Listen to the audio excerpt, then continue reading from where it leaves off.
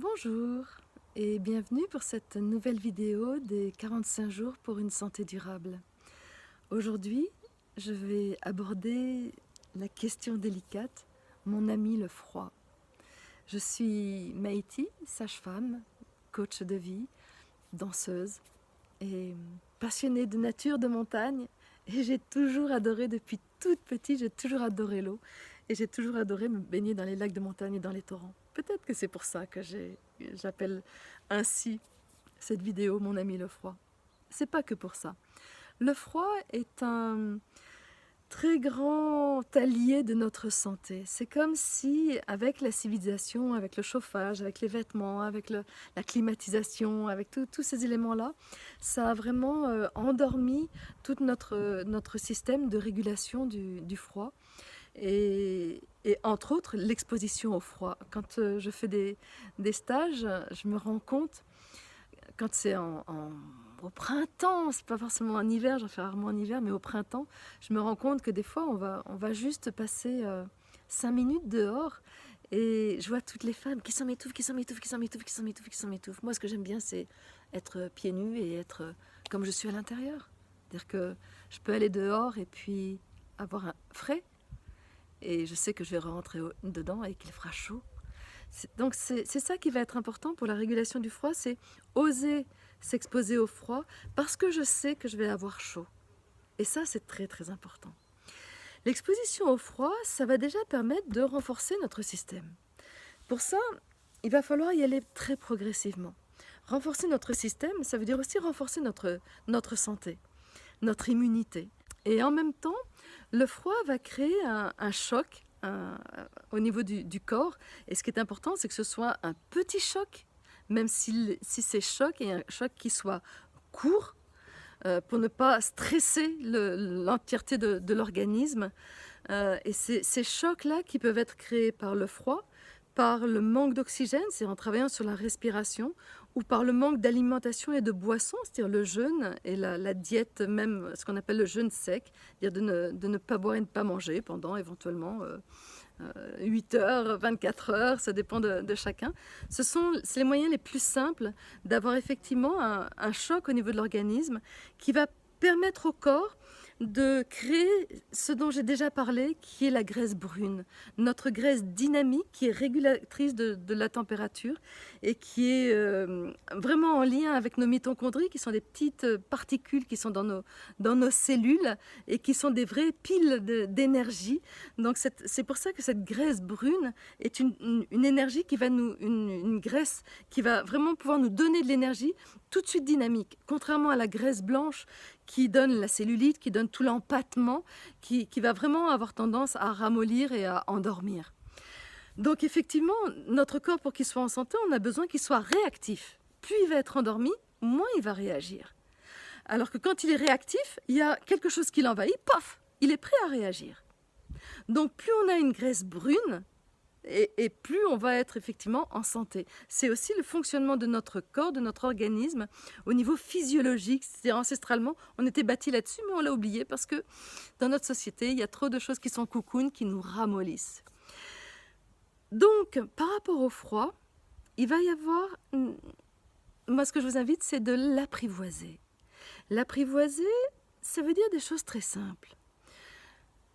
Vous allez dehors, et vous vous dites, tiens, ça peut être simplement pour vider les poubelles, ou pour aller chercher quelque chose dans votre voiture, ou pour aller chercher le courrier qui est de l'autre côté de votre jardin, ou aller acheter le pain dans la boulangerie qui est en bas. Eh bien, allez-y comme vous êtes habillé dans votre maison. Peut-être pas en chaussons et en robe de chambre, mais de la même manière, ne rajoutez pas une veste. Vous savez que ça ne va pas être long. Et pendant ce temps-là, vous respirez. Respiration profonde, comme je vous l'ai déjà montré dans le corps inspiré. Une respiration profonde. Et dites-vous que vous avez chaud. Plus je crois que j'ai froid, plus je me contracte, plus je me tends, plus je diminue la circulation de sang dans mes vaisseaux, moins le sang peut me réchauffer. L'intérieur de mon corps est toujours chaud. C'est toujours à la périphérie que je vais avoir froid. Donc ce qui est important, c'est que du chaud à l'intérieur, ça puisse diffuser vers la périphérie. Donc pour ça, ça demande que je me détende. Donc quelque part, plus j'ai froid, plus je me détends. Plus je me dis, je vais sortir, il va faire froid, plutôt que de me dire, ouh, il va faire froid, c'est non. Mon corps est chaud à l'intérieur de mon corps. Mon corps est chaud. Et je reste en lien par ma respiration avec ça. Et d'ailleurs, vous sentirez, quand vous soufflez, votre souffle est chaud. Il n'est pas gelé. Donc c'est bien qu'il y ait une chaudière à l'intérieur. Donc déjà, il va y avoir ça. Et ça pourrait être aussi par rapport à l'eau. Moi, je me souviens une fois, j'étais en montagne, on était en fin juin, début juillet, donc relativement tôt, on était à 2000 mètres d'altitude, dans cette merveilleuse vallée de la Clarée. Et la Clarée, c'est une belle rivière, surtout au mois de juin. Elle est bien pleine et elle a des belles vasques, elle a un beau courant. Et j'aime bien me baigner. Donc, je me suis dit, allez, je trouve une belle vasque et puis je me baigne. Mais je rentre dans l'eau, je ne savais pas tout ce que je sais aujourd'hui. Je rentre dans l'eau et je me dis, je ressors. Et une fois que je ressors, c'est tellement bon. Puis tout d'un coup, dans ma tête, c'était, mais est-ce que j'avais vraiment froid dans l'eau ou est-ce que c'était ma croyance? Eh bien, je vais voir. Donc, j'y suis retournée. Je suis allée dans l'eau, j'ai eu cette première croyance qui était, c'est froid. Et puis je me suis dit, ok, on se détend. Mon corps est chaud. Et là, j'ai pu nager dans la vasque en me disant, waouh, en fait, c'est super agréable. J'avais juste lâché ma croyance.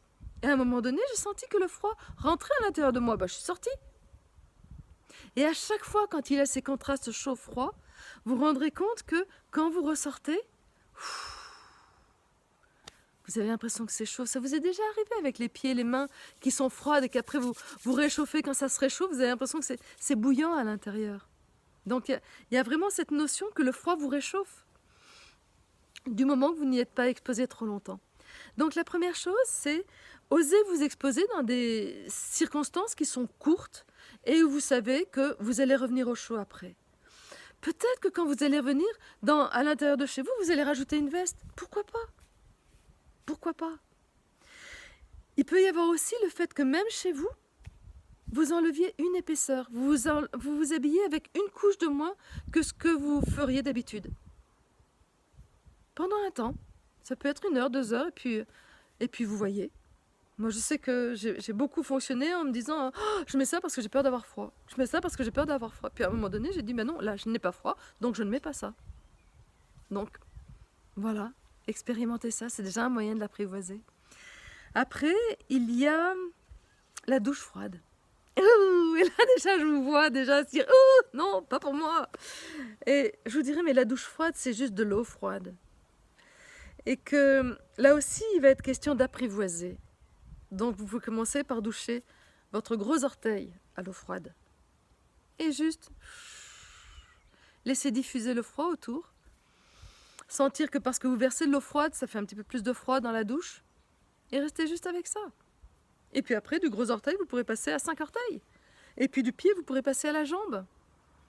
Y aller progressivement et à chaque fois, quand vous vous exposez au froid, ça va être comment est-ce que je vais respirer, ne pas bloquer votre respiration et accueillir ce froid. Froid, mon ami le froid. Viens, je peux t'accueillir. Je peux même te réchauffer le froid. Et vous vous rendrez compte petit à petit qu'effectivement, en mettant une jambe à l'eau froide, par exemple, tous les matins, à un moment donné, si vous arrivez à lâcher cette notion de brrr, c'est froid, sur une jambe, sur un pied, vous pouvez très bien expérimenter ça et détendre le pied et dire, mais en fait, après le froid, il y a quoi? Ça va vous permettre d'apprivoiser ce fonctionnement-là. Et petit à petit, vous allez pouvoir effectivement prendre toute une douche. Au départ, ça sera peut-être les jambes, le bassin. Ce que je vous invite, quand vous faites les jambes, c'est aussi de faire le sexe. Que vous soyez homme ou que vous soyez femme, on va parler des bains dérivatifs et de l'importance du froid à ce niveau-là. Et après, ça va être le reste du corps. Alors, ce qui est important, c'est de voir par où vous allez commencer. Moi, je commence souvent par les jambes. Ensuite, je vais faire un bras, 2 bras. Et puis, quand je fais les bras, je vois si je peux aller au niveau du ventre. Et en dernier, ça sera la nuque, éventuellement la tête, éventuellement tout ça. Et la plupart du temps, au début, c'est non, j'ai pas envie. Et puis petit à petit, c'est mes jambes elles commencent à le réclamer. Et puis finalement, c'est quand c'est là, c'est oh, j'ai toujours pas envie. Et puis je le fais. Puis après, c'est ah oui, ah ça fait du bien. Ah, ça fait du bien. Oh, oh, allez, là, ça suffit. Et du coup, ce qui est à savourer, c'est là quand vous arrêtez. Quand vous arrêtez, il y a un waouh de bien-être. Alors ça peut aussi être de vous baigner. Moi je trouve que le fait de se baigner c'est plus simple que la douche. Parce qu'on y va et on ressort. Et pour ça, il peut y avoir, ça peut être de prendre un bain froid dans votre baignoire. Ça peut être d'aller dans des espaces où vous avez une vasque, vous avez un torrent, vous avez une rivière. Et bien pourquoi ne pas y aller en été et puis continuer sur votre lancée en automne et puis continuer sur votre lancée en hiver, même si là je fais frémir tous ceux qui font de la médecine chinoise en disant oh, du froid surtout pas, mais pourquoi pas le fait de continuer à garder la chaleur dans vos reins, ça permet vraiment de pouvoir avoir ce petit choc thermique qui va ramener du chaud. Ce n'est pas j'ai froid, ça va ramener du chaud après. Euh, voilà, il peut même y avoir le fait d'acquérir, si vraiment vous voulez ça, le fait d'acquérir un petit congélateur bac qui soit à votre taille et comme ça vous pouvez régler la température, vous pouvez la régler au départ, vous pouvez la régler à 15, vous pouvez la régler à 10, vous pouvez la régler à 8, vous pouvez la régler comme vous voulez et vous plongez dedans et puis vous ressortez et vous savourez ce qu'il y a quand vous ressortez. C'est-à-dire qu'à chaque fois, on se sent régénéré. Vraiment, c'est extrêmement régénérant, extrêmement comme si on était purifié, comme si on était lavé, comme si on était tous ces espaces-là. Donc, les autres moyens qu'il va y avoir, ça va être éventuellement le bain dérivatif. Le bain dérivatif, c'est France Guillain qui en a beaucoup parlé et qui l'a simplifié. Je vous donne que la version simplifiée. Vous prenez les packs chaud-froid qu'on peut acheter en pharmacie, qui peuvent être en forme comme ça, rectangulaire, c'est l'idéal. Vous l'enveloppez de un ou deux tours ou 3 tours de sopalin et vous allez le glisser dans votre culotte, dans votre slip, pour que ça couvre bien tout le périnée, dire depuis le pubis jusqu'à l'anus la plupart du temps. Et après, vous vous habillez, vous vous couvrez. Et ce qui est important, c'est le chaud-froid, le contraste chaud-froid. Ce qui est important, ça va être que le froid soit sur votre sexe, que vous soyez homme, que vous soyez femme, et que ça vienne aussi dans les plis inguinaux, c'est-à-dire les plis entre le ventre et la jambe. Ces plis-là où il y a plein de ganglions lymphatiques. Et en même temps, vous pouvez mettre des grosses chaussettes, même vous emmitoufler dans une couverture, mettre un gros pull et autres, et vous allez rester ainsi tant que vous avez une sensation de froid à ce niveau-là. Alors, rajoutez du sopalin ou un tissu ou n'importe, si vous avez l'impression que c'est trop froid, il ne faut pas vous brûler au froid. Il ne faut pas que ce soit trop agressif, il faut que ça soit saisissant. Et ça, c'est vraiment un outil très simple de vous maintenir en santé parce que ça va accélérer le système lymphatique, ça permet d'attirer toutes les toxines dans un espace qui peut les éliminer, qui est notre sexe, qui peut vraiment gérer ça et les éliminer. Du coup, c'est un moyen de désintoxiquer notre corps qui peut être vraiment salvateur. Vous pouvez le faire de manière habituelle, de manière quotidienne. Moi, je contre-indique de le faire quand vous êtes dans la période de l'hiver de votre cycle, mesdames, c'est pendant la période un petit peu avant les menstrues et le début de vos menstrues. De la même manière, en début de grossesse, les 2-3 premiers mois de grossesse, évitez. Par contre, après l'accouchement, quand vous avez eu un problème au périnée, une déchirure, une épisiotomie, des choses comme ça, favorisez ça, ça va beaucoup aider la cicatrisation. Dans des temps où vous êtes épuisé, si vous êtes épuisé ou que vous avez vraiment maigri ou qu'il y a vraiment plus d'énergie, n'allez pas vers les bains dérivatifs, n'allez pas vers le froid. N'allez pas vers le froid à ce moment-là. Ça demande que vous ayez de l'énergie. C'est pas ça qui va vous faire remonter. Il faut que vous reconstruisiez avant. Et à un moment donné, vous sentirez que vous aurez l'énergie pour pouvoir aller vers le froid. Voilà, je pense que j'ai dressé un panel assez large. Ce que je vous invite vraiment, c'est à pouvoir vous autoriser à y goûter, y aller à votre rythme. Et c'est pareil, le fait de prendre un bain froid, le fait de prendre une douche froide, le fait d'aller dehors pieds nus, même quand c'est givré, comme en ce moment. Et dites-vous qu'il y a des jours où c'est pas ça. Donc ne vous forcez pas. Sentez la réticence de ou sentez le non de votre corps. Votre corps, aujourd'hui, n'est pas disponible à ça.